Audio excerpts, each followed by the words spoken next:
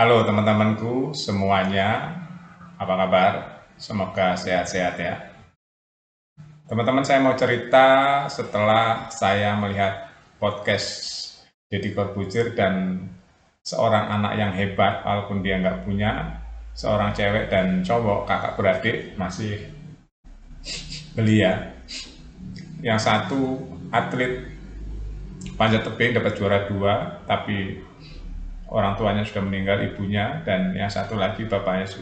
Yang satu lagi wanita, tapi dia kerja bangunan, kuli bangunan, untuk bertahan hidup, tinggal di kuburan, tinggalnya di kuburan. Saya mengeluarkan air mata ya, karena saya merasakan hidup sengsara sekali teman-teman ya. Gimana punya prinsip yang sama dengan saya, nggak mau minta-minta. Ini anak kena ajaran orang tua yang hebat karena nggak boleh minta-minta, walaupun susah, yang penting kamu masih kuat, kamu masih kerja, bisa kerja. Jangan minta-minta, itu pesan orang tua sebelum meninggal. Ya, jadi anak ini yang satu cewek, dia jadi kuli bangunan teman, sudah 5-6 tahun.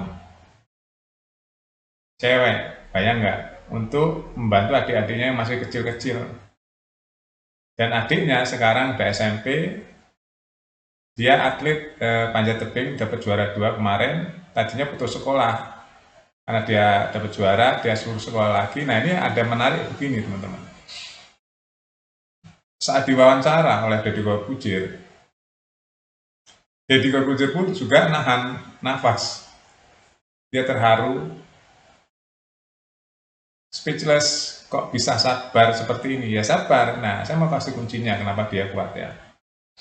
Karena dapat ajaran dari orang tua itu teman-teman. Pesannya sebelum meninggal orang tuanya, kamu jangan minta-minta selagi kamu masih kuat kerja. Itu yang membuat dia kuat. Kuncinya di situ. Saya juga begitu teman-teman. Ya, saya juga nggak ada orang tua. Saya dari kecil sudah mandiri.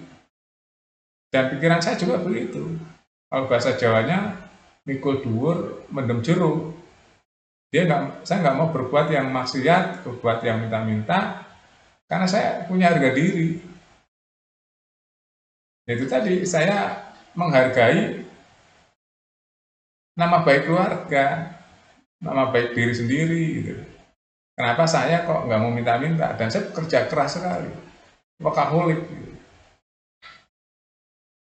Saya workaholic sekali teman-teman ya, sejak remaja. Nggak pernah istirahat berpuluh-puluh tahun, 24 jam kadang-kadang saya nggak istirahat. Istirahatnya tidur aja, maksudnya workaholic. Gitu. Nah, anak ini seperti itu prinsipnya. Karena sama dengan saya prinsipnya nggak mau minta-minta, akhirnya sama. Cak jalan hidupnya sampai nggak makan juga. Sampai nggak makan juga teman-teman. Nah, ada beberapa orang yang berprinsip seperti itu. Karena itu tadi acara orang tua, kamu jangan lupa minta-minta ya. Selagi kamu masih kuat kerja, ya cari kerja. Kerja apa saja, saya juga begitu. Kerja apa saja, saya waktu masih remaja ya teman-teman. Saya kerja apa saja sambil sekolah. Ya, kuliah pun saya siang malam kerja loh. Kalau nggak kuliah saya kerja. Kuliah pagi, malam kerja. Seperti itu. Bertahun-tahun saya. Ya, sama dengan anak ini. Prinsipnya sama. Nggak pernah minta. Kerja apa aja. Itu ajaran teman-teman. Ajaran harga diri itu di situ. Nah, orang tua kebanyakan ngajarin seperti itu. Saya juga dapat ajaran dari orang tua sama. Selagi masih bisa kerja, kerja apa aja. Yang penting halal. Apapun, mau kuli bangunan, mau apapun, itu juga saya lakukan. Itu teman-teman, sampai saya jatuh bangun ya. Jatuh bangun saya di dunia bisnis ya. Sering saya jatuh bangun, bangkrut, ya. Macam-macam lah pokoknya udah. Nah ini kenapa kok Deddy Corbuzier sampai ingin belajar dari anak ini? Kok kamu nggak melakukan hal-hal yang aneh-aneh? Nggak melakukan kejahatan, padahal kamu nggak bisa makan, 2 hari aja nggak makan biasanya. Sampai 2 hari nggak makan, karena nggak ada yang dimakan. Tinggalnya di kuburan, berdua sama adiknya. Coba kakak beradik, yang cewek jadi kuli bangunan, yang satu adiknya masih sekolah, sempat putus juga karena dia berprestasi, hari ini dipanggil sekolah lagi. Tapi ini yang sangat menurut saya ironis ya, Pemdanya kemana? Benar kata Debbie, Pemdanya kemana nih kok nggak ngurusin? Malu kalau saya jadi pemerintah daerah, kepala daerahnya, saya malu. Ya, rakyat saya, warga saya, ada anak yang baik hati, punya prinsip yang mulia, nggak mau minta-minta, sekarang terlantar sampai nggak makan, ibunya meninggal, putus sekolah, anaknya nggak ada bantuan sama sekali. Kalau saya malu ya, sebagai orang beragama gitu ya. Gini ya, ciri-ciri orang beragama yang bagus itu gini teman-teman ya.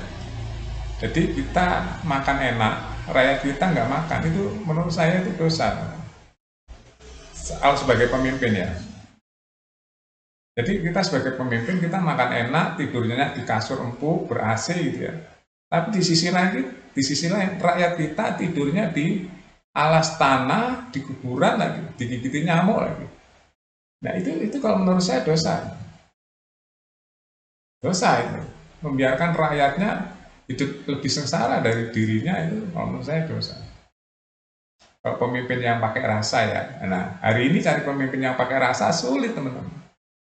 Sulit. Teman-teman saya kasih sedikit bocoran ya. Saya peneliti sosial itu belasan tahun. Saya hafal betul ya kelakuan birokrat, saya hafal banget. Dari yang paling tinggi sampai paling rendah saya hafal. Nggak usah saya ceritakan tuh, panjang sekali kisah saya. Dan saya tahu banget kelakuan di belakang layar tuh, saya tahu banget. Ya biar itu hubungan sama Tuhan saja ya. Tapi saya tahu banget karena saya meneliti itu dan saya bisa masuk ke lorong-lorong penelitian saya itu teman-teman. Jadi mendapatkan data itu khusus untuk memuaskan hati saya. Oh ternyata banyak orang yang munafik di dunia ini. Banyak sekali.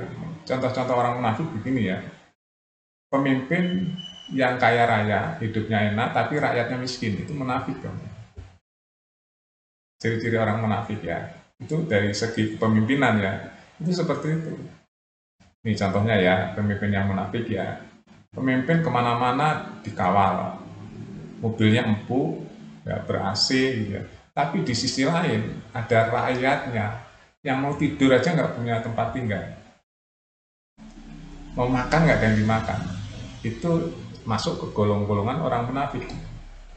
Apalagi nggak mau menjenguk rakyatnya makan atau tidak ya hari ini. Nah itu orang munafik. Dan menurut agama ya, menurut pandangan saya tentang agama, yang orang beragama itu nanti akan kena hukuman oleh Allah. Itu menurut rasa saya ya, saya kan menilai sesuatu pakai rasa ya, nggak pakai wacana-wacana, pakai rasa. Seandainya itu saya gimana ya, saya nilainya begitu. Seandainya itu keluarga saya gimana ya, begitu cara menilai itu begitu.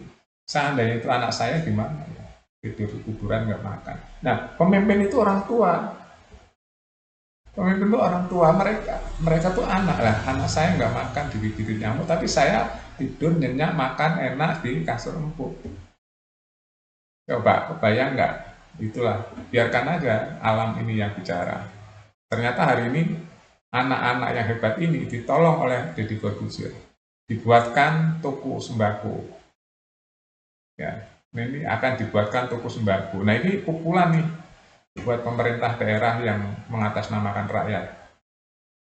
Pemimpin daerah, kepala daerah, wakil DPRD yang mengatasnamakan bolak-balik rakyat. Di sisi lain ada rakyat yang nggak bisa makan, tapi dia diam saja. Kalau saya punya harga diri, kalau saya pemimpin itu, saya malu. Itu aja teman-teman, opini hari ini. Sampai jumpa.